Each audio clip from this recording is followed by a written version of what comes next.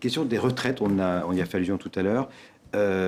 Est-ce que vous seriez favorable, comme c'est apparemment dans l'air du temps, à ce que cette réforme des retraites en France soit négociée dès cette année 2013 ?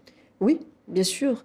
Il y a urgence, il faut donner un signal très clair sur justement la possibilité pour la France de retrouver de la compétitivité.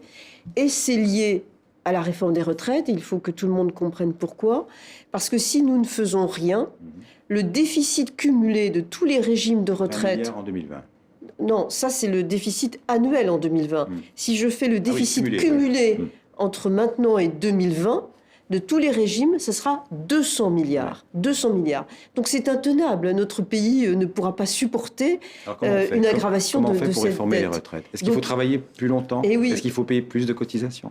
Ou les deux à la fois ? Si on paye plus de cotisations, la compétitivité de la France, qui est déjà affaiblie, le sera encore plus affaiblie. Donc il n'est pas question, et ça nous le dirons très clairement, aujourd'hui nous disons que pour rétablir l'équilibre à l'horizon 2020, il faut surtout allonger la durée de cotisation. Et là, il faut passer... La durée de cotisation en France est quand même une des plus élevées, je crois, en Europe. Avec parce que c'est-à-dire... 42 ans, c'est déjà énorme. Oui, mais vous avez à l'inverse, par exemple en Allemagne, un âge légal de départ plus élevé. Donc, notre mécanisme a l'air un peu plus compliqué parce qu'il combine les deux variables, la durée de cotisation et l'âge légal.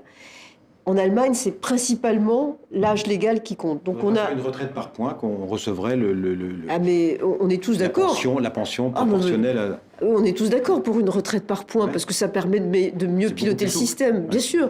Mais même dans une retraite par point, pour être sûr que s'il y en a un qui part au bout de 10 ans de travail, on puisse financer un minimum, il faut bien fixer des règles communes à tout le monde, de solidarité, parce que sinon le financement ne sera pas là quoi qu'il arrive. Il faut abandonner cette fixation, cette idée d'avoir à tout prix un âge légal de départ à la retraite. Est-ce que la solution, c'est pas justement la durée des cotisations ? Je viens de vous dire que là, dans l'immédiat, ce que nous préconisons pour l'horizon 2020, c'est d'augmenter la durée de cotisation. Point barre, sans précision, pour rebondir sur la question de Michel Nabloco. Pour 2020, sans âge, on s'embête plus avec l'âge légal. Pour 2020. Mais à l'horizon 2040, ça ne sera pas suffisant.